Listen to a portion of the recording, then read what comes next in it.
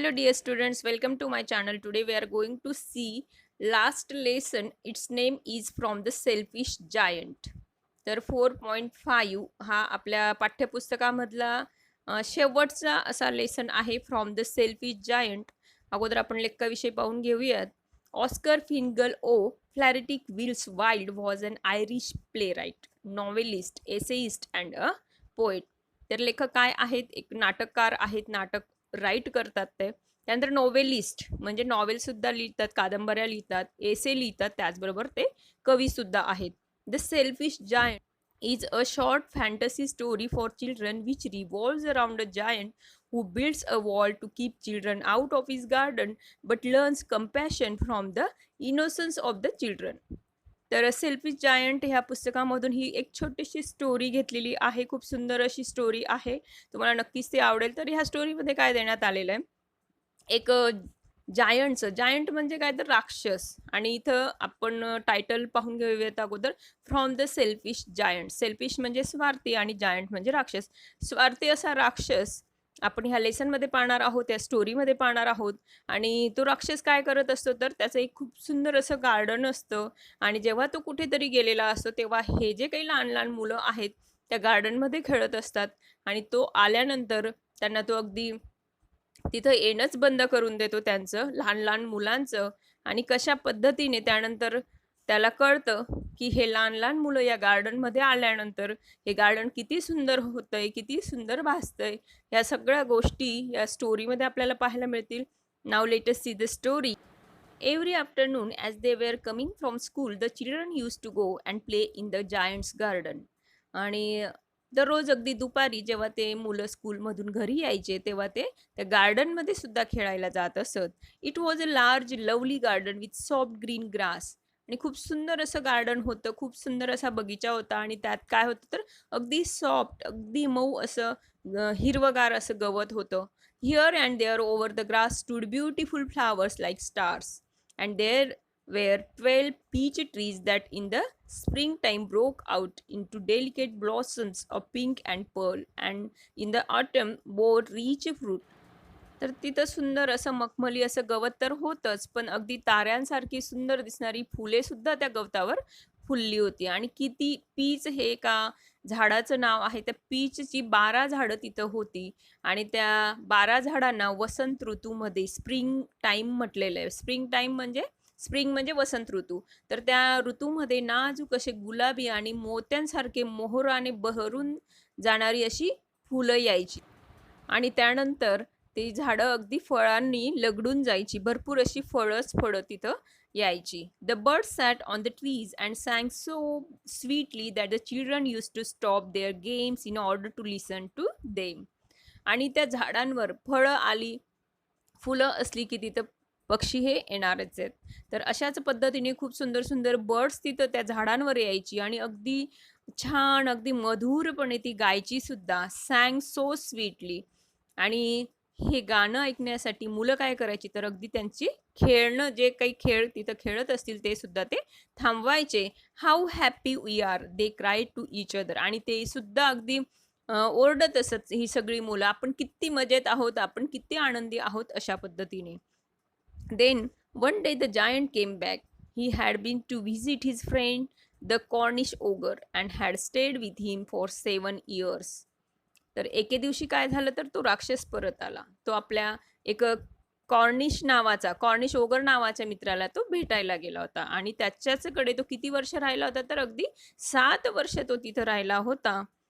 After the 7 years he determined to return to his own castle. Castle म्हणजे अगदी राजवाडा किंवा किल्ला म्हटलं तरी चालेल. तर त्याने 7 वर्षानंतर स्वतःच्या किल्ल्यात परत यायचे ठरवलं होतं. आणि तो परत आला. When he arrive he saw the children playing in the garden. जेव्हा तो परत आला तेव्हा त्याने त्या लहान मुलांना त्या गार्डनमध्ये खेळताना पाहिलं. What are you doing here he cried in a very gruff voice. Gruff म्हणजे कर्कश, अगदी मोठ्याने त्या मुलांवर तो ओरडला, काय करतायत तुम्ही इथं? And the children ran away. आणि मुलं त्याला घाबरून पळून गेली. आणि तो म्हटला, my own garden is my own garden said the giant.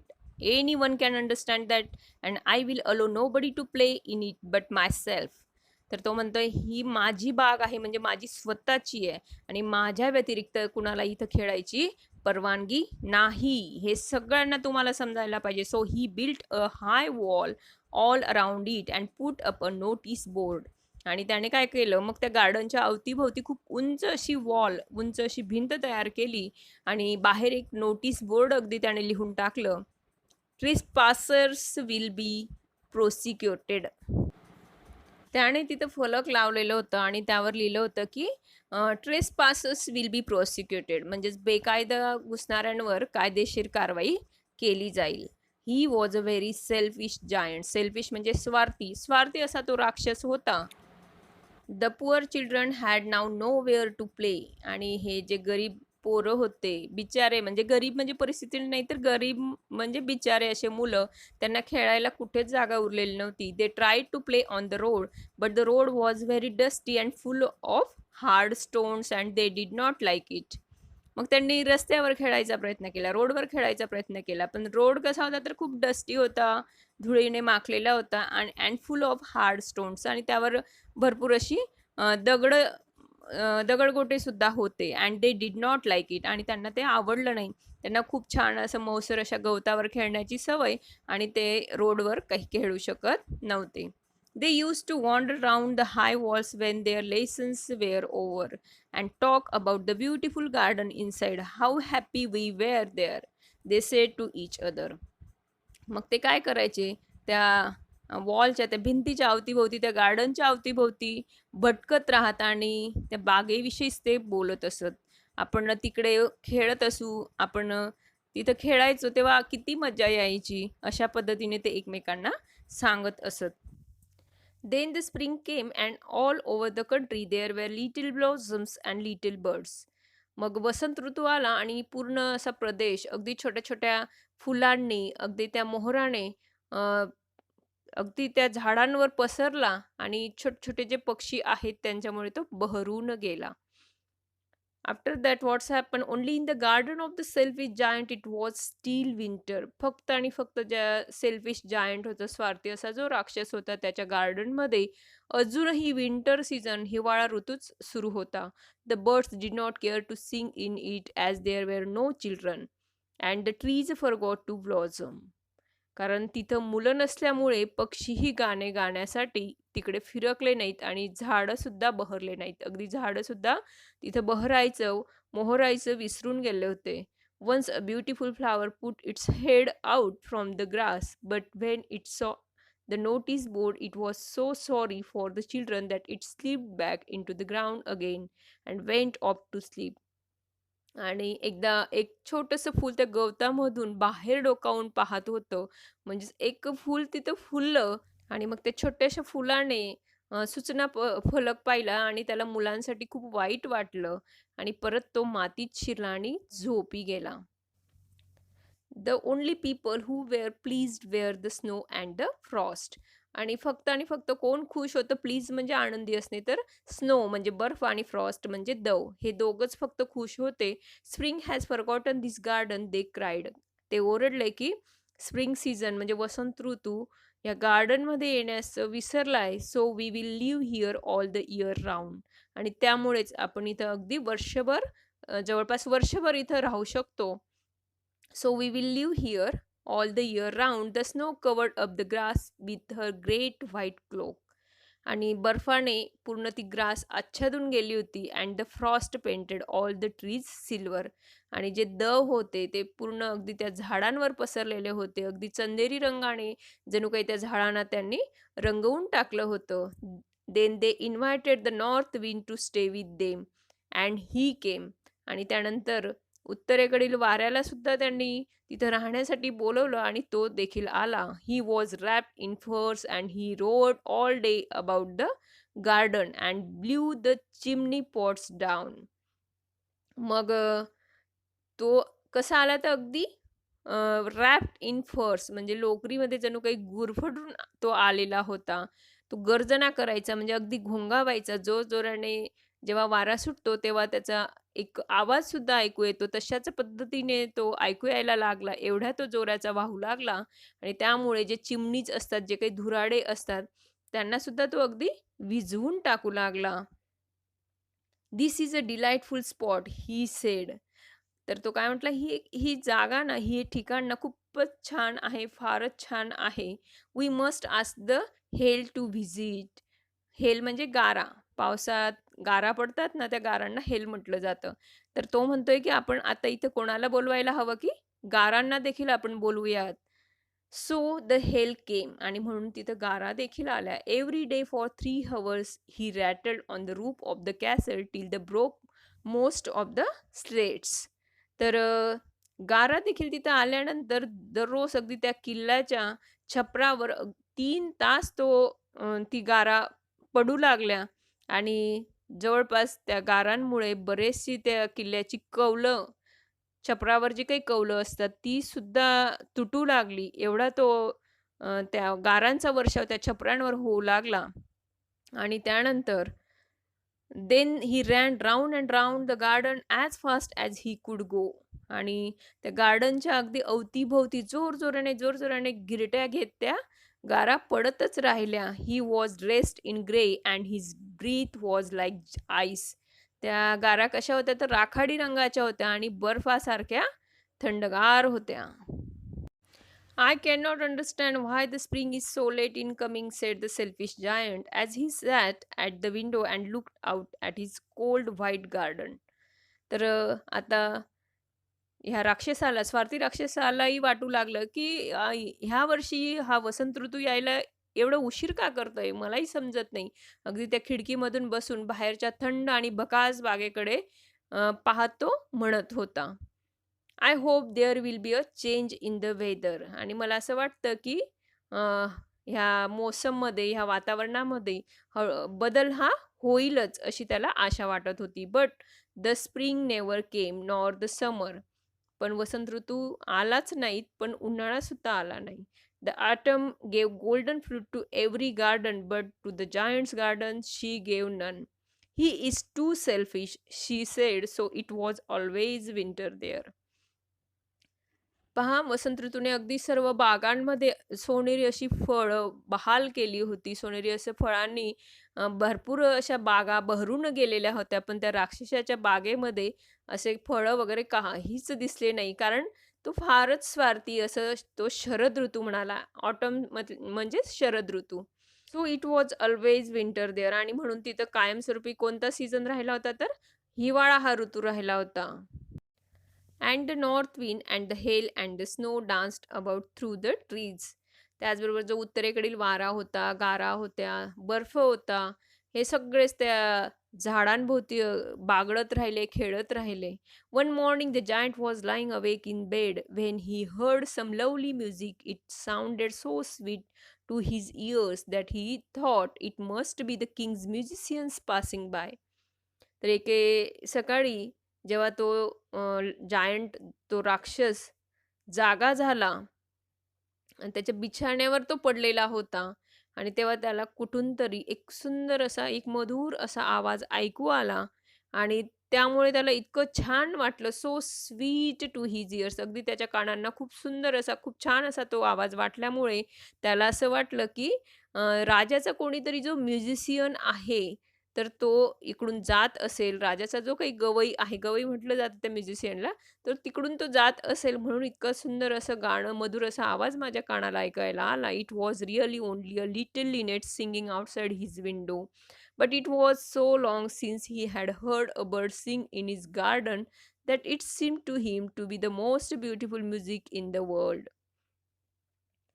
पण कित्येक दिवसानंतर त्याने आपल्या बागेत पक्षी गाताना ऐकला होता. त्यामुळे राक्षसाला ते जगातील सर्वात मधुर असं संगीत वाटलं. Then the hail stop dancing over his head आणि गारांनीही आता स्टॉप केलं होतं बरसणं, म्हणजे गाराही पडण्याचं थांबलं होतं. And north wind ceased roaring and a delicious perfume came to him through the open casement. आणि त्याचबरोबर जो उत्तरेकडील वारा होता त्यानेही घोंगावणं थांबवलं होतं आणि अ, खिडकीतून एक आल्हाददायक सुवास आता त्याच्यापर्यंत पोहोचला होता. I believe the spring has come at last. आणि तो म्हटला की अखेर वसंत ऋतू आला वाटतं. Sed the giant and he jumped out of bed and looked out. आणि मग त्याने बिछाण्यावरून उडी मारली आणि बाहेर डोकावून पाहिलं. What did he see? मग त्याने काय पाहिलं? काय दिसलं त्याला? He saw a most wonderful site. खूप सुंदर असं दृश्य त्याला दिसलं. Through a little hole in the wall the children had crept in and they were sitting in the branches of the trees. तर ते एक वॉलला जे काही होल होतं, त्या होलमधून हे छोटी-छोटी मुलं त्या बागेत आलेले होते आणि कशावर बसलेले होते तर they were sitting in the branches of the trees. आणि ते त्या बागेतल्या झाडांच्या फांद्यांवर बसलेले होते. In every tree that he could see there was a little child. आणि प्रत्येक झाडावर एक-एक छोटं मूल त्याला बसलेलं दिसलं. And the trees were so glad to have the children back again that they had covered themselves with the blossoms. आणि प्रत्येक झाड आज खुश होतं, अगदी आनंदी होतं. कारण त्या झाडावर कोण होते तर लहान मुलं बसलेले होते. त्यामुळे ते झाड अगदी मोहराने आच्छादून गेलं होतं. And were waving their arms gently above the children's heads. आणि जणू काही त्यांनी त्यांचे हातच त्या मुलांच्या मानेभोवती गुंडाळले होते. The birds were flying about and twittering with delight. आणि पक्षीसुद्धा तिकडे आनंदाने उडत होते, गात होते. And the flowers were looking up through the green grass and laughing. आणि त्या ग्रीन ग्रासवरचे सुंदर सुंदर असे फुलंसुद्धा बाहेर डोकावून पाहत होते आणि जणू काही ते हसत होते. It was a lovely scene. खूप सुंदर असं दृश्य होतं. Only in one corner it was still winter. आणि फक्त एका कोपऱ्याला त्या गार्डनच्या एका कोण्यामध्ये विंटर होता. म्हणजे हिवाळा ऋतू जणू काही सुरू होता. It was the farthest corner of the garden. आणि त्या गार्डनमधला खूप लांबचा असा पार्ट तो होता, कोपरा तो होता. And in it was standing a little boy. आणि तिथं एक मुलगा उभा होता. He was so small that he could not reach up to the branches of the tree. तो खूप छोटा होता, त्यामुळे त्या झाडाच्या फांद्यांपर्यंत तो पोहोचू शकत नव्हता किंवा त्या झाडावर तो चढू शकत नव्हता. And he was wandering all around it crying bitterly. आणि त्या झाडाच्या अवतीभोवती काय करत होता तर फिरत होता, ट्राय करत होता की कसं चढायचं वगैरे आणि क्राईंग बिटरली. आणि त्याला चढता येत नसल्या कारणाने जणू काही त्याला आता रडू येत होतं. The poor tree was steel covered with Frost and snow and the north wind was blowing and roaring above it.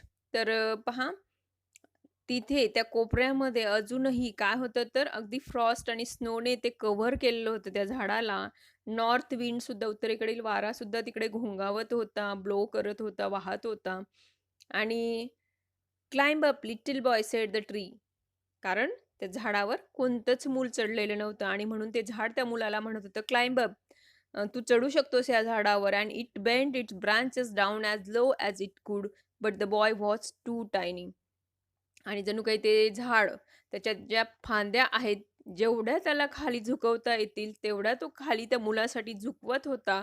पण तो मुलगा फारच लहान होता, टू टायनी, खूप छोटा होता, म्हणून तो त्या झाडावर चढू शकत नव्हता. And the giant's heart melted as he looked out. How selfish I have been. आणि हे दृश्य जेव्हा त्या राक्षसाने पाहिलं, त्याला स्वतःलाच तो म्हणाला की मी किती स्वार्थी बनलो होतो. Now I know why the spring would not come here. आणि त्याच्या लक्षात आलं की वसंत ऋतू त्याच्या गार्डनमध्ये अजूनपर्यंत का आलेला नव्हता. आणि तो म्हणतो, I will put that poor little boy on the top of the tree and then I will knock down the wall and my garden shall be the children's playground for ever. He was really very sorry for what he had done. आणि तो म्हणत होता आता की मी ह्या मुलाला या ट्रीच्या टॉपवर, उंचावर, म्हणजे छानपैकी याला बसवेल किंवा चढवेल and then I will knock down the wall. आणि मग मी त्यानंतर ही जी काही वॉल बांधली गार्डनच्या अवतीभोवती तिला पाडून टाकेल आणि माझं गार्डन मुलांसाठी अगदी खुलं करून टाकेल. मुलं येऊ जाऊ शकतात, खेळू शकतात. ही वॉज रिअली व्हेरी सॉरी. कारण त्याच्या आता व्यवस्थित लक्षात आलं होतं आणि म्हणून त्याला पश्चाताप होत होता. What he had done. त्याने जे काही हे कृत्य केलं होतं, वॉल वगैरे बांधायचं, मुलांना न येऊ देण्याचं, त्याविषयी त्याला पश्चाताप होत होता. So he crept downstairs and open the front door quite softly. आणि मग त्याने तो खाली आला आणि अगदी हळुवारपणे त्याने ते प्रवेशद्वार जे होतं गार्डनचं ते उघडलं. And went out into the garden. आणि त्या बागेतून तो बाहेर गेला. But Wien the children saw him they were so frightened that they all ran away. आणि जेव्हा त्या मुलांनी त्याला पाहिलं, सगळेजण फ्रायटन्ड म्हणजे खूप घाबरले आणि तिथून ते पळून गेले. And the garden became winter again. आणि परत त्या गार्डनमध्ये विंटर सुरू झाला, विंटर सीझन सुरू झाला. Only the little boy did not run, for his eyes were so full of tears that he did not see the giant coming. आणि फक्त एक जो मुलगा होता तो पळू शकला नाही, कारण त्याचे डोळे हे पूर्ण पाण्याने भरलेले होते. म्हणजे डोळ्यांमध्ये अश्रू भरलेले होते त्याच्या. आणि म्हणून त्याने जायंटला, त्या राक्षसाला त्याच्याकडे येताना किंवा तिथं येताना पाहिलं नाही. And the giant stole up behind him and took him gently in his hand and put him up into the tree. आणि मग त्या जायंटने काय केलं तर त्याला अगदी हळूवार छानपणे त्या लहानशा मुलाला उचललं, अगदी अलगदपणे त्याने हातात उचललं आणि त्या झाडावर बसवलं. आणि मग काय झालं पहा, and the tree broke at once into blossom and the birds came and sang on it and the little boy stretch out his 2 arms and flung them round the giant's neck and kissed him. तर पहा काय झालं मग, जेव्हा त्या लहान मुलाला जायंटने त्या झाडावर बसवलं किंवा चढवलं, तर खूप असं फुलांनी ते झाड बहरून आलं. त्याचबरोबर त्यामुळे पक्षी तिथं येऊ लागले, गाणे गाऊ लागले. आणि त्या लहान मुलाने त्याचे हात त्या जायंटच्या त्या राक्षसाच्या गळ्याभोवती आवळले अँड किस्ड हिम, आणि त्याला किस केलं. And the other children when they saw that the giant was not wicked any longer came running back. आणि लांबून हे मुलं पाहत असतील, जे पळून गेलेले असतील ते, तर त्यांनी पाहिलं की आता हा जो जायंट आहे तो विकेड नाही आहे, म्हणजे दुष्ट नाही आहे. तर आपण काय करायचंय, आपण परत ह्या गार्डनमध्ये जाऊ शकतो. And with them came the spring. आणि म्हणून ते गार्डनमध्ये गेले आणि त्यांच्याबरोबरच स्प्रिंग म्हणजे वसंत ऋतूसुद्धा तेथे आला. It is your garden now little children sed the giant. आणि आता तो राक्षस म्हणू लागला या लहान मुलांना की आता हे तुमचंच गार्डन आहे. अँड ही टूक a great x and knock down the wall. भली मोठी कुऱ्हाड घेतली त्याने आणि ते पूर्ण वॉलला त्याने पाडली. And when the people were going to market at 12 o'clock they found the giant playing with the children in the most beautiful garden they had ever seen. आणि जेव्हा ती भिंत पाडल्यानंतर रोज मुलं तिथं येऊ लागले. आणि जेव्हा मोठी माणसं 12 वाजता बाजारात निघाली, तेव्हा त्यांनी त्या राक्षसाला त्या मुलांबरोबर खेळताना पाहिलं. आणि हे जे गार्डन होतं ते खूप सुंदर, अजूनपर्यंत एवढं सुंदर गार्डन पाहिलेलं नव्हतं, एवढं ते सुंदर भासत होतं. अशा पद्धतीने ऑस्कर वाईल्डच्या स्वार्थी राक्षस या कथेमधून घेतलेली ही स्टोरी खूप सुंदर अशी होती. खूप छान असं वर्णन तिथं केलेलं आहे. आणि ही स्टोरी तुम्हाला व्यवस्थित समजलीही असेल. तर विद्यार्थी मित्रांनो, तुम्ही जर माझ्या चॅनलवर न्यू असाल तर चॅनलला सबस्क्राईब करा, व्हिडिओला लाईक करा, फ्रेंड्ससोबत शेअर करा आणि त्याचबरोबर कमेंटसुद्धा. Okay, thank you.